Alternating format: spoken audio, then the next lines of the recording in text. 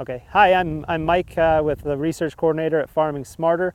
Behind me is the cover crop trial for Dr. Yvonne Lawley from the University of Manitoba.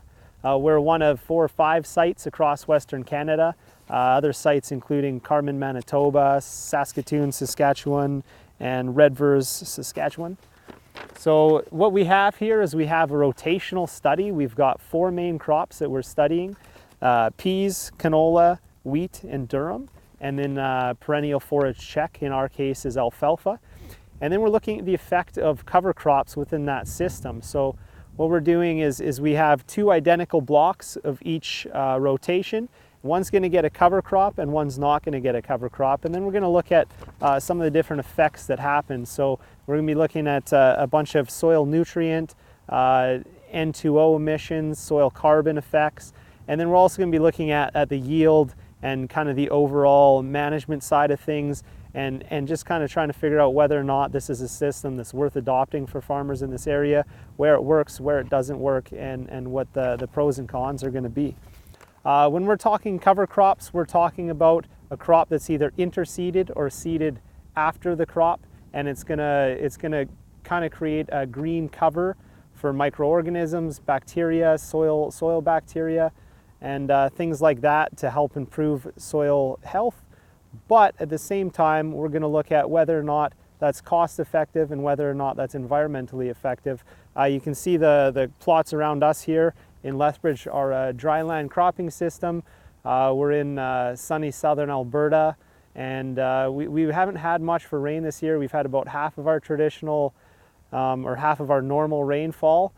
And so that may mean that in fact all the additional inputs and things that we're doing for these cover crops may end up hurting our soil system, and it may end up hurting our yields. And that's what part of this study is gonna look at. So I'll walk you through some of the crops quickly, and we can see how we're doing. So our first rep here is the 2 canola plots, and we've done bigger plots than we normally do so that we can go in and do some nutrient cycling analysis, some carbon analysis, and just more intensive soil sampling and crop sampling. So the crop on the left here, this was a canola crop this year. It would have been, I think, wheat last year. And so this one we're going to put lentils down, just a spring lentil, just as something to emerge here in the fall, and then that'll be easy to kill off in the spring. And the one beside it's going to get no cover crop. So this is a 4-year rotation. Every fall it's going to get a cover crop, and the one beside it isn't. And then we also have a perennial forage. So that's already been mowed. Our alfalfa's down just right here. So we've established a 3-year perennial alfalfa stand, and that's going to be a check comparison for the different soil health analysis that we're doing.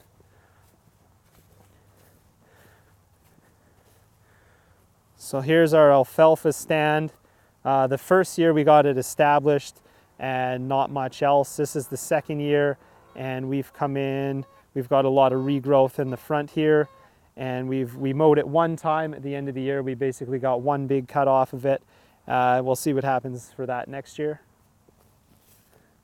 This is our pretty unhappy durum stand here. You can see it was seeded at the end of April, but just because of lack of moisture, we really didn't get the yield we were hoping for out of it. So 1 block of this will be seeded with a cover crop, and the other block will be without.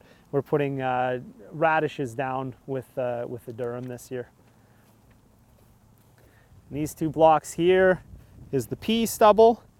So under these peas, 1 block's going to get a fall rye winter pea, and that was pretty successful last year. We had the fall rye's quite vigorous and pops up, and then the winter pea just helps with that nitrogen effect.